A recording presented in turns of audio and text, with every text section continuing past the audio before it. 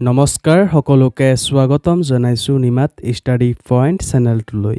আজি আমি এই ভিডিঅ'টোৰ মাধ্যমেৰে BA second semester philosophy unit 2 সফিষ্ট আৰু সক্ৰেটিছ শীৰ্ষক পাঠৰ সকলোবোৰ মোষ্ট ইম্পৰ্টেণ্ট অতিসমূহ প্ৰশ্ন উত্তৰ আলোচনা কৰিম।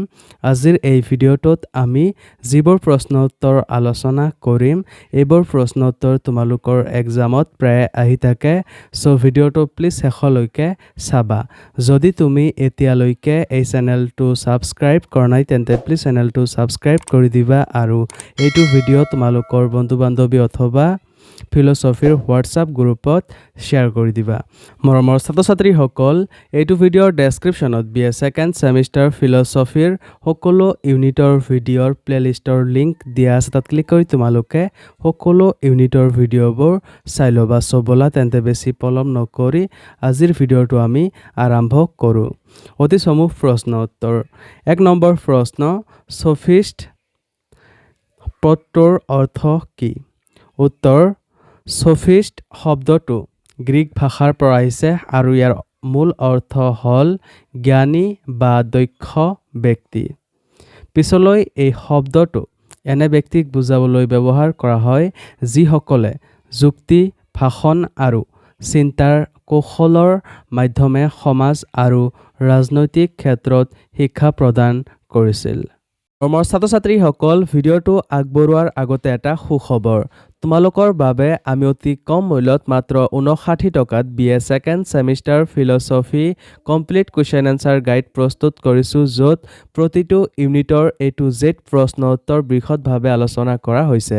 যিবোৰ প্ৰশ্ন উত্তৰ পঢ়িলে তোমালোকৰ পৰীক্ষাত 100% কমন পোৱাটো নিশ্চিত। যোৱা বছৰ হাজাৰ হাজাৰ ছাত্ৰ-ছাত্ৰীয়ে এই ই-বুকটো কিনিছিল আৰু তেওঁলোকে পৰীক্ষাত ভাল ফলাফল দেখুৱাবলৈ সক্ষম হৈছিল।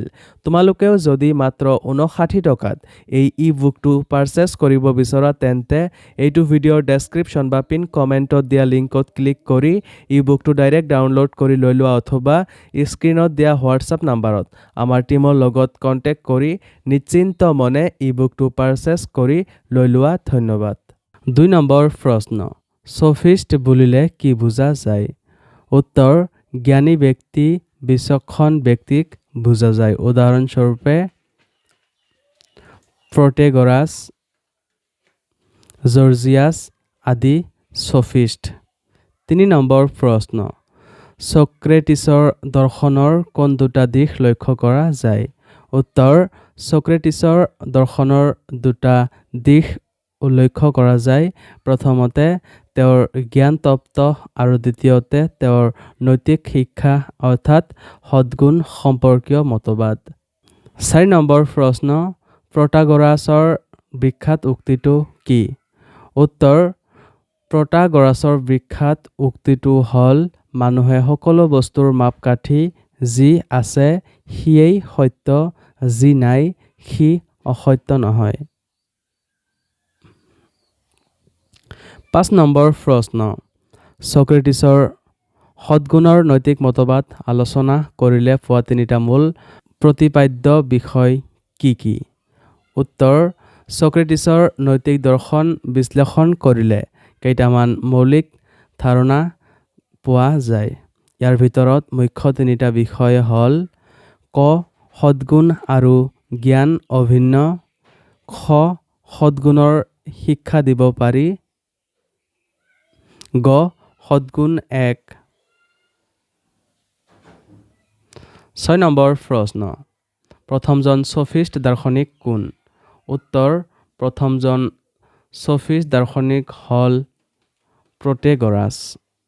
7 নম্বৰ প্ৰশ্ন, এথেন্সৰ শাসক গোষ্ঠীৰ হৈছে সক্ৰেটিছৰ বিৰুদ্ধে কোনো অভিযোগ কেইটা উত্থাপন কৰিছিল? 7 নম্বৰ প্ৰশ্ন, এথেন্সৰ শাসক গোষ্ঠীৰ হৈছে সক্ৰেটিছৰ বিৰুদ্ধে কোনো অভিযোগ কেইটা উত্থাপন কৰিছিল?